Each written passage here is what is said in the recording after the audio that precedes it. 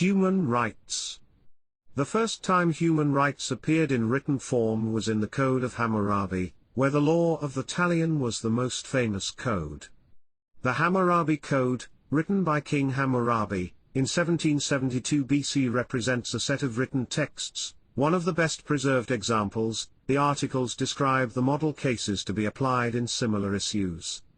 Its main objective was to limit the sentences, through the law of the talion, equivalent to the principle of retaliation and reciprocity, from which it follows, the sentence would not be an excessive revenge, instead proportional to the offense committed by the criminal, which recalls a popular saying, an eye for an eye, a tooth for a tooth.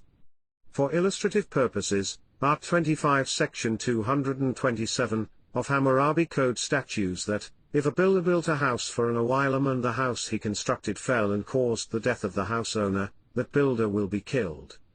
In his epilogue, Hammurabi states that he drafted the set of human rights so that the strong would not harm the weak, thereby protecting widows and orphans and to resolve all disputes and remedy any offences. Kant defines, in turn, human rights as being a set of conditions, according to which, the arbitration of each one can coexist with the arbitration of the others, according to the general law of freedom.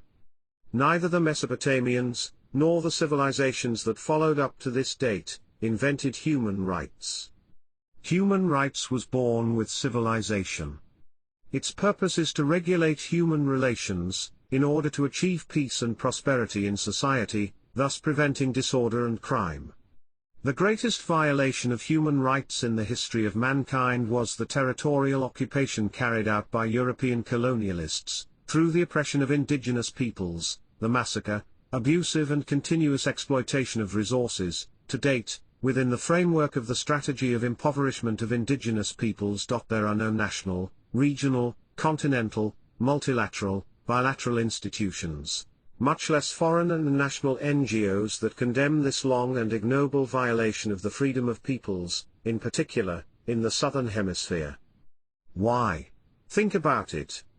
While we're being beheaded, murdered and our wealth destroyed, we do not receive support from the international community, and its traditional institutions. Why? Certainly because they were waiting for the capitulation of Mozambican sovereignty over Cabo Delgado, in the end, to distribute our valuable resources, natural gas, precious minerals etc., as they did at the Berlin Conference.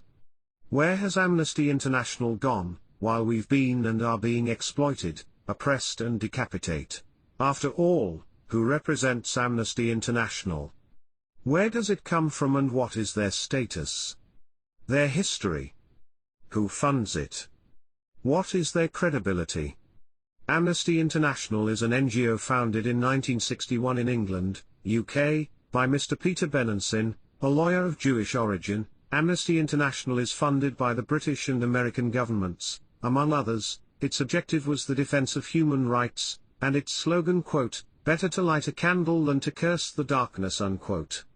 His history in defending the human rights of Jewish and European prisoners was notable. However, in 1963, according to documentary evidence, the secret support of the British Ministry of Foreign Affairs was proved, in which secret agents around the world were requested to support Amnesty International's campaigns. Still in 1963, Amnesty International asked Colonial Cabinet Minister Lord Lansdowne for support for racist white refugees fleeing persecution by apartheid fighters in the RSA border area that is now Botswana. Amnesty argued its request to the British government in the following terms, quoted, "We would like to reiterate our view that these British territories should not be used for offensive political actions by opponents of the racist South African government, whose communist influence should not be allowed to spread in this part of Africa, given the delicate current situation. Amnesty International would like to support Her Majesty's government in implementing such a policy," unquote. In 1964, Amnesty International failed to classify Nelson Mandela as a prisoner of conscience for being accused and convicted of violence by the racist government of South Africa. During British colonization in Yemen, a Swedish Amnesty International official reported torture by the British government, in the Aden jail, according to the testimony of the co-founder of Amnesty International, Eric Baker, who accused Amnesty International's collusion with the British government, to keep the compromising reports of the British secret. at the request of the Secretary of Foreign Affairs, George Brown. In 1990, when Iraq invaded Kuwait, Amnesty International falsely accused the government of Iraq of stealing 300 babies in incubators that later left them to die in the cold. This false accusation was used in England, the EU and the United States of America, and the supporter gave false testimony before the Human Rights Commission of the American Congress, whose testimony had been repeated numerous times by the President of the USA George W. Bush, against the Iraqi government. Until the slanderous invention was proven, the Iraqi government was weakened. The investigation proved that there were not even 300 incubators in the region concerned. This case became known worldwide as the Nayara case. Mozambicans were toasted 15 days ago with news released by Lusa, BBC, Deutsche Welle and other foreign and national information bodies, as well as by national NGOs, accusing the government of Mozambique of grossly violating human rights. Humans, in the war against terrorists, in the province of Cabo Delgado.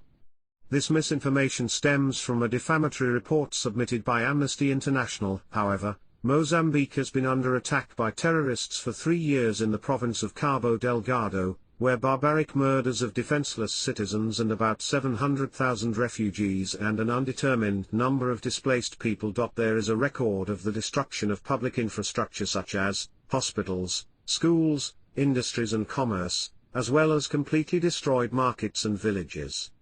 Nevertheless, we have never heard a pronouncement condemning these barbaric acts by Amnesty International. The government of Mozambique has found solutions to guarantee the defense of its territorial integrity, and is combating terrorists with its own means, which allowed 98% control over the vast Cabo Delgado province. As a result, the FDS, Security Defense Forces, are achieving what many countries, the so-called military powers, have not achieved in the fight against transnational terrorism. The esteemed reader must then be asking why this vilifying attack on the government of Mozambique. In its most impoverished strategy of impoverishment, it is simple. After the General Peace Agreement, signed in 1992, between the government and Renamo, the economy of Mozambique had a double-digit growth, having even reached 18% of GDP. The response of the international community was to declare a state of emergency and, for 10 years, they provided free food, cereals, cooking oil, etc., in such a way that local producers gave up producing food because they were unable to sell their production. Furthermore, they invented a new doctrine that they called food for work, that is, peasants, men and women, who previously worked in agriculture, started to repair precarious roads, in a vicious cycle of each rainy season, in exchange for food. As an immediate result, we lost the culture of farming, we destroyed our infrastructure, we bankrupted the agro-industries and we impoverished our country. Can anyone be free without staple foods? Can we have democracy with hungry and illiterate people? It is clear that, with these false accusations of human rights violations by the Mozambican FDS Security Defense Forces in Cabo Delgado, Amnesty International and its traditional funders pursue their goals of ensuring that Mozambicans do not believe that they have combative capacity to defend their territorial integrity. It was with the same strategy that convinced successive Mozambican governments that we are absolute poor.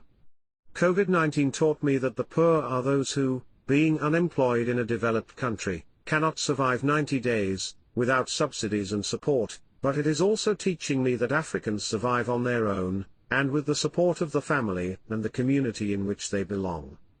We are by far a better structured society, with enviable human values, with fraternity, with faith and love. The greatest human right is life, says civilization, say the holy books, the constitutions and the Charter of Human Rights. What legitimacy does a NGO, institution or country have if they ignore massacres against defenseless populations, in order to demand protection from terrorists? Mr. Commander-in-Chief of the Defense and Security Forces, do not be intimidated by these slanderers without credibility. Reinstill the FDS, with the imperviousness of the defense of the fatherland, with zeal, with respect for the rules and laws of civilization, as we have always done, according to our traditions' values. However, I advise you to relentlessly end the enemies of Mozambique. We want to be free from these colonialists. We want to resume the postponed fight against external and internal impoverishment systems, a luta continua, Amade Camel.